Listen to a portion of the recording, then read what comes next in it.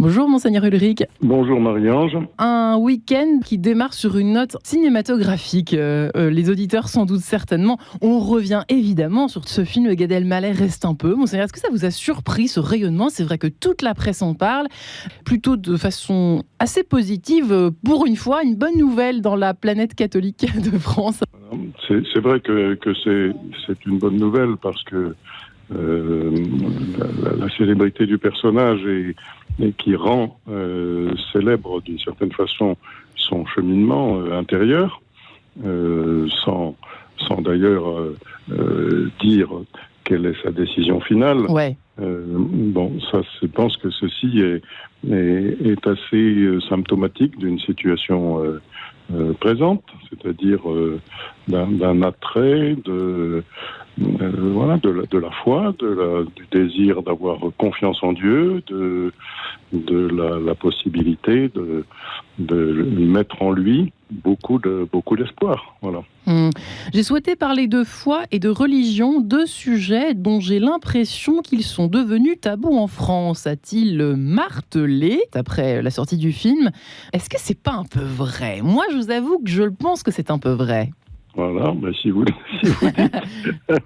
Bien sûr que c'est vrai que pour l'instant, c'est un signe difficile à porter. Voilà. Et voilà que lui, il dit, mais ceci n'empêche pas du tout ces difficultés qui touchent la foi chrétienne et aussi simplement le fait d'avoir une confiance religieuse quelque part dans le monde d'aujourd'hui. Eh bien, je pense que c'est une bonne nouvelle d'avoir quelqu'un qui nous dit j'ai, moi, au fond de moi, un désir irrésistible qui dépasse largement ses craintes, ses silences, ses tabous. Voilà. Et c'est devenu tabou. Il dit devenu. C'est vrai qu'à une autre époque, nos anciens, c'était pas du tout tabou. Au contraire, d'ailleurs. Non. C'est-à-dire, les choses sont peut-être aussi un peu cycliques. Il y a quand même eu d'autres époques où c'était tout à fait tabou d'envisager la religion, où elle était soit persécutée, soit tout simplement ridiculisée. Alors, il s'agit d'une conversion, en tout cas en pointillé, plus qu'en pointillé quand même, un peu appuyé, avec beaucoup d'humour évidemment. Peut-être que le message passe plus facilement, point d'interrogation, avec l'humour qui caractérise aussi bien Gad Elmaleh, Monseigneur Ulrich. Mais quand même, ça pose la question, effectivement, du cheminement spirituel en France, où c'est vrai, même si ça reste un peu tabou, d'évoquer sa propre religion. Moi, je le vois bien dans les plateaux d'enquête de sens, c'est toujours une question délicate à poser, même à Radio Notre-Dame.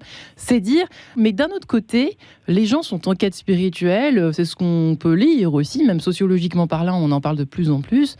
Est-ce que finalement, quand on entend Jésus qui dit « Je suis la vérité et la vie », est-ce que dans le mot vérité, chacun a sa vérité ? C'est difficile de se situer, non, par rapport à ça ? Chacun croit un peu à son... Ce qui est vrai dans l'histoire de Gad Elmaleh, comme dans d'autres histoires dont nous, les Plates, les évêques, nous sommes témoins, c'est que un jour, quelqu'un est capable de dire au fond de moi, j'ai perçu qu'il y avait une présence qui me dépassait.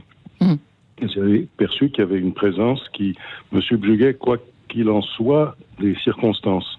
Lui, il raconte qu'entrant dans une église, alors qu'il était enfant, il a été subjugué par la statue de la Vierge Marie à Lourdes, à Notre-Dame de Lourdes, et ça l'a complètement retourné, et ce retournement a été durable, c'est-à-dire que c'est cette expérience-là qui continue d'avoir de l'action en lui. Alors on peut dire la Vierge Marie, c'est pas Dieu, c'est pas Jésus-Christ, c'est vrai, mais la Vierge Marie, elle conduit au Christ. Et donc, lui, ça a été sa porte d'entrée.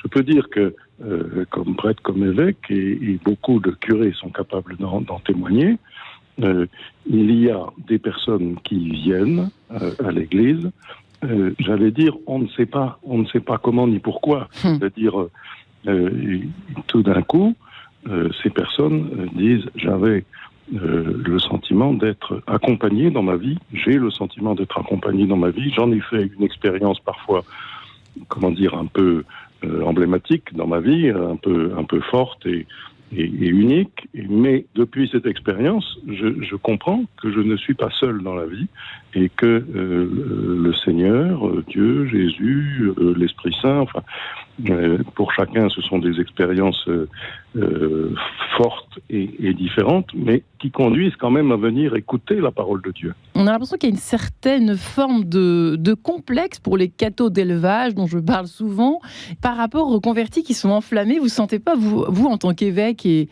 prêtre d'expérience, qu'il y a un espèce de décalage un peu entre ces deux tendances, ces deux façons, ces deux comportements, ces deux types de comportements?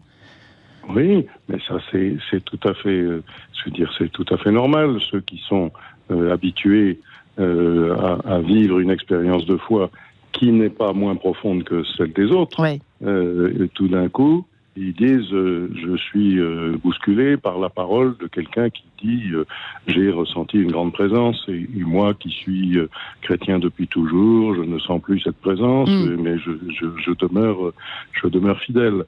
Et puis, les nouveaux qui arrivent sont parfois étonnés que ceux qui sont dans l'Église depuis longtemps soient simplement des habitués. Voilà. Et bien, je crois qu'il y a heureusement une rencontre entre les deux qui est capable de se faire et qui est capable de stimuler les uns à une fidélité durable. C'est pas simplement l'expérience d'un instant, et les autres d'être renouvelés dans une espèce de ferveur que peut-être ils ont un peu oublié, mais ils sont restés fidèles. Voilà. Alors, je trouve que cette rencontre, elle est plutôt bonne et que au fond, elle est assez normale. Pour terminer, attention, question qui peut fâcher. Nous sommes à l'ère du pape François qui parle beaucoup de dialogue interreligieux. Au fond, je sais que cette question va irriter quelques oreilles qui nous écoutent ce matin, mais finalement, est-ce que ce qu'on peut retenir de ce film, de toutes ces quêtes spirituelles et de tous ces cheminements, c'est qu'ils convergent, ils sont censés, je dis bien, ils sont censés converger vers la même paix, la même recherche de vie intérieure, la même recherche d'un retour à l'essentiel avec un grand E. De quelque religion qu'il s'agisse, point d'interrogation? C'est clair que pour nous, chrétiens, nous croyons que Jésus-Christ est venu sauver l'humanité tout entière.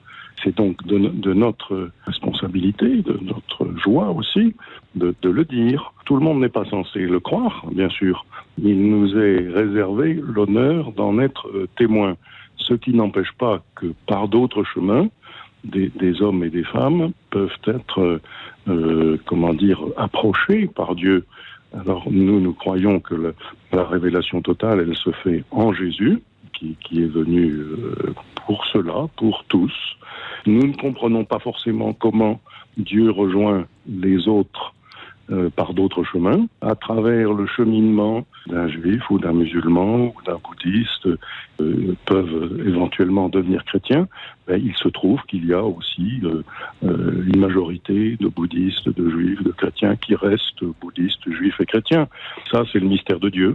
C'est pas cela que je dois, moi, creuser. Je dois être un témoin de Jésus-Christ qui est venu sauver. Merci, Monseigneur Ulrich.